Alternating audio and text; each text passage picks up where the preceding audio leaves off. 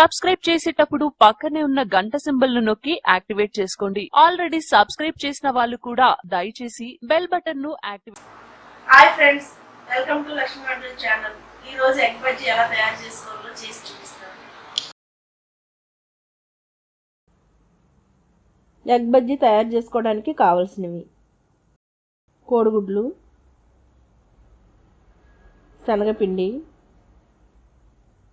చిన్నగా కట్ చేసుకున్న ఉల్లిపాయలు, చిన్నగా కట్ చేసిన కొత్తిమీర, వేరుశనగ గుళ్ళు, వామ్, కారం, గరం మసాలా, మిరియాల పొడి, తినే సోడా, సాల్ట్, నిమ్మకాయ, ఆయిల్. ముందుగా కోడిగుడ్లను ఉడికించుకోవాలి. కోడిగుడ్లు ఉడికిన తర్వాత పెంకి తీసి కోడిగుడ్డు మధ్యలో సన్నగా ఈ విధంగా కట్ చేసుకొని మధ్యలో గరం మసాలా పెట్టుకోవాలి.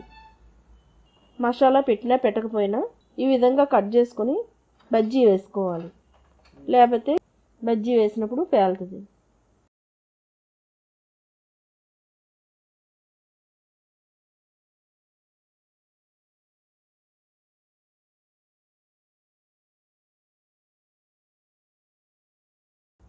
ముందుగా పిండిని రెడీ చేసుకోవడానికి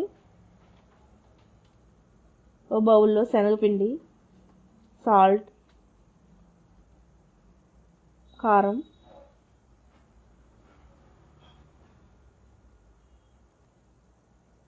వామ్, మిరియాల పొడి, సాల్ట్,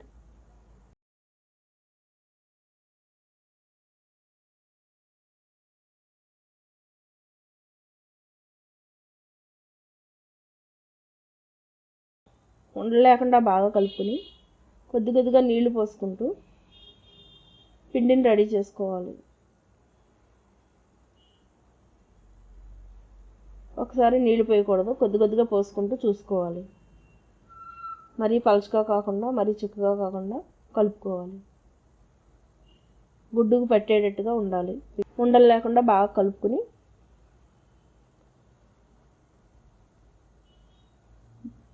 గుడ్డుకు పట్టేటట్టుగా ఉండాలి.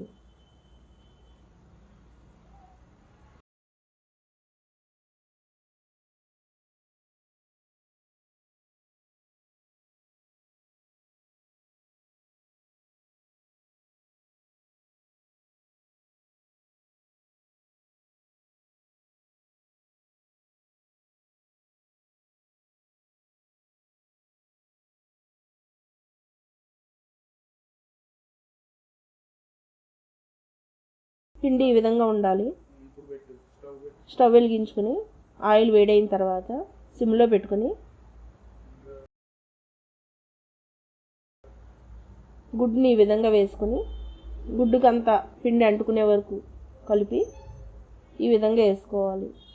కొద్దిగా పైన ఎక్కడన్నా వచ్చినా ఇవి కవర్ చేసుకోవాలి.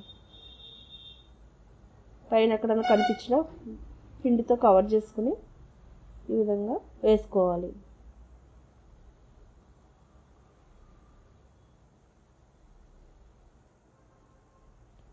ఓ పక్క కొద్దిగా వేయిన తర్వాత రెండవ పక్కకు తిప్పుకోవాలి. లో ఫ్లేమ్లో పెట్టుకుని వేపుకోవాలి.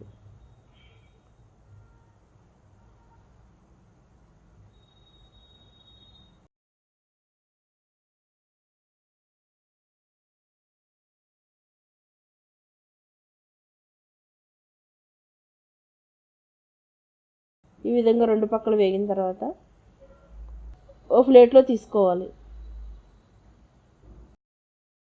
ఇందులోనే వేరుశనగ గుళ్ళు వేసుకొని వేపుకొని పక్కకు తీసుకోవాలి.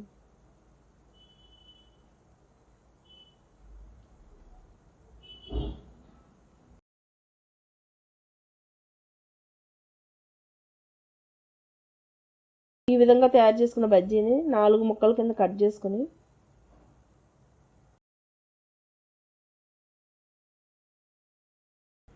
ఇలా 4 ముక్కల కింద కట్ చేసుకున్న బజ్జీలో ఉప్పు, కారం, గరం మసాలా, సన్నగా కట్ చేసిన ఉల్లిపాయ, కొత్తిమీర, నిమ్మకాయ పిండుకుని వేరుశనగ గుళ్ళు వేసుకోవాలి.